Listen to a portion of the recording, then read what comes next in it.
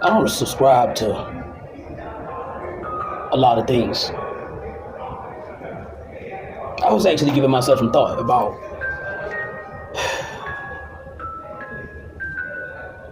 like spell work, witchcraft, sorcery. I was giving myself some thought about this. I actually, I'm gonna say hypothetically speaking. I ain't even gonna say that. Let's just keep it down to earth for real. Okay. There is so much power in the tongue. And people don't know the actual power of the tongue. What you speak about, you can bring about. What you think about, you can also bring about. But I look at words as just as substantial as the everyday material, like this bar of soap. Words are just as solid.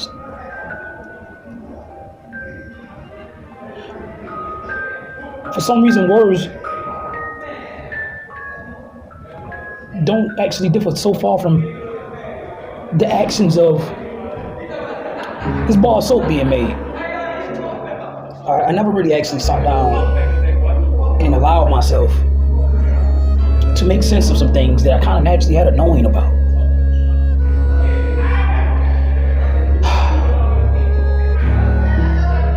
Once I realized that the world is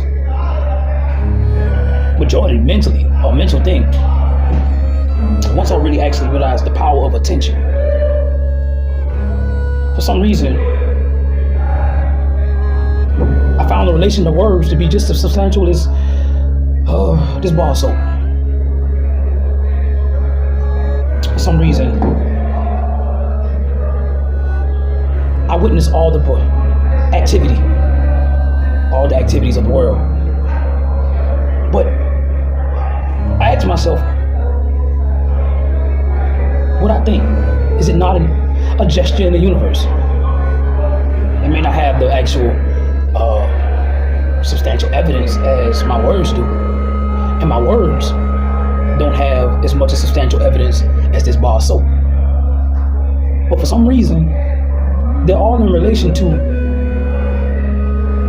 a gesture or an action.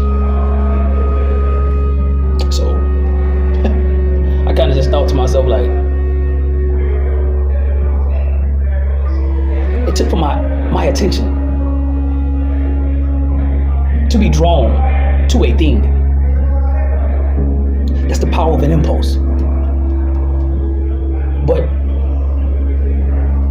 there was something about my words that took me down what you would call a rabbit hole. You know what I'm saying? And I thought about these words that I'm speaking. In order for you, or in order for me to be found within your registry of whatever I am actually expressing, such as an action, whatever I am performing before you right now is the substance of an action being made. And for some reason, I don't know why my mind accelerates to a point of revision for some reason, that for some reason I'll culminate so many things down to the derivative of where it actually comes from, pretty much. And as soon as I get to the root of the matter, I'll find a common ground or a relating factor that takes me down what you would call another rabbit hole, right? So segregation and all these categories, I realized that our world is made up of names and shapes. I realized that knowledge is just a form of some type of description in terms of what is already known. But when we say words and how we use them, I realized, like, all right, everybody's going up against this witchcraft. Oh, you don't do this. You shouldn't be meddling with that. And that's sorcery. And that's demonic.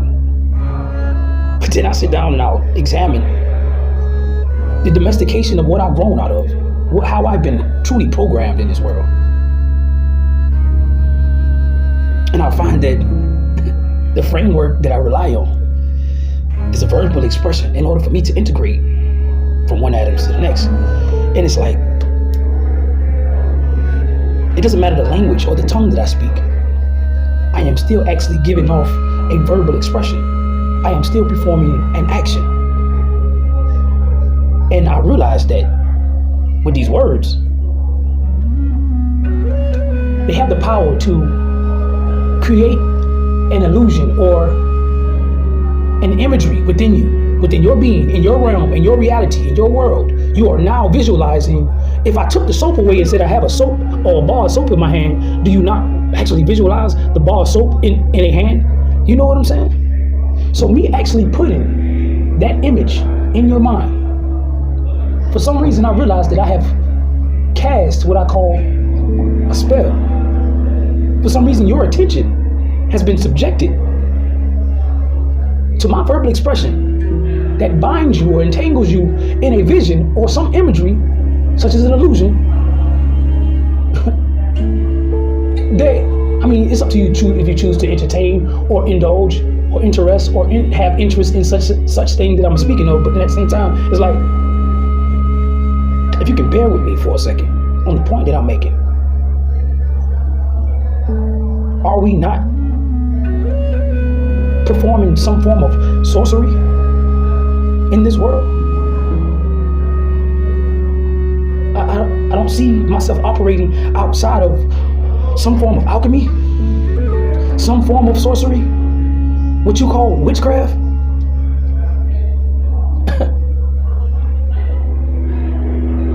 You can dress it up and put whatever name you want to put on it, but I find it all to still be magic. I find it all to still be a form of alchemy. It doesn't matter what degree of alchemy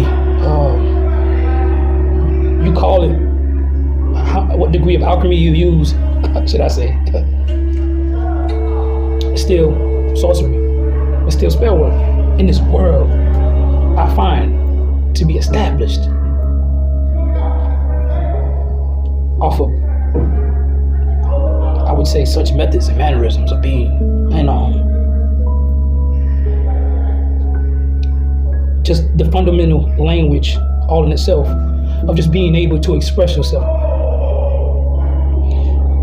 and having to wage with the elements is just alchemy all in itself.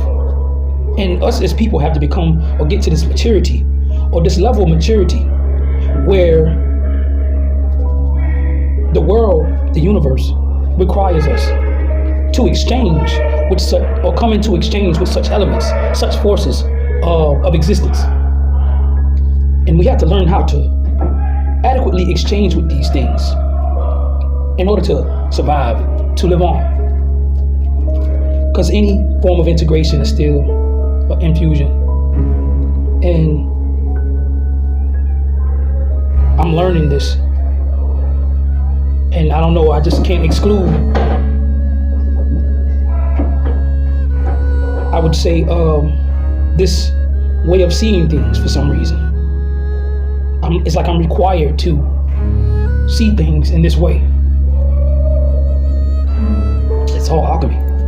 And we were born in it. And then the sooner you can get to the point in your life where you can coach your mind with such a reality that truly exists,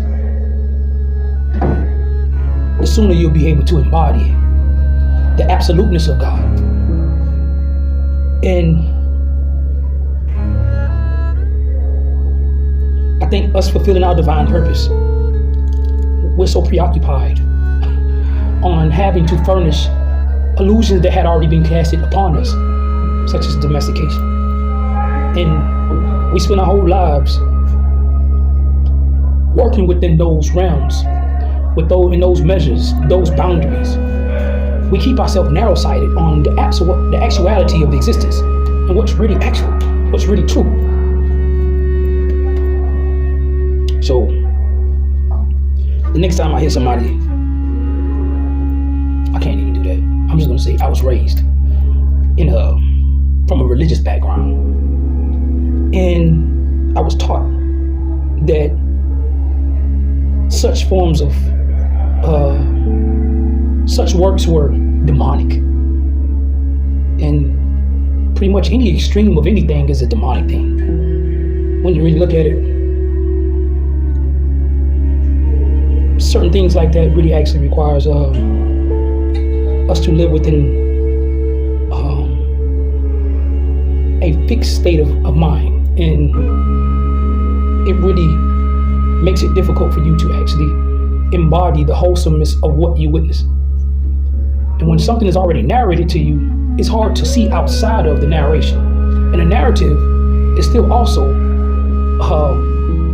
a decorated illusion. That form of description ends up being the predominating reference that you allow yourself to reference to whenever you come across needing to place things in a form of description. And kind of find that my religious background made this difficult for me. But when I stepped out on God, keeping my absolute love and heart for God, keeping a pure heart, just ultimately trying to just be in harmony with all things, when I just decided to truly embody the love thereof of what I felt like I truly have in my heart, beyond, I would say, the rules of my belief. It's not that I operate outside my belief. It's just that I've decided to make my own decision to eat the watermelon and spit out the seeds. And I decided to place my own house in order. Not based off of another dictation. Not saying that I'm operating outside of what I believe. This is just my truth. And for some reason, I don't have a difficulty leaving my faith, my confidence, and my trust there in what God has already revealed to me. So with that being said, until next time, man, I hope this did something for you.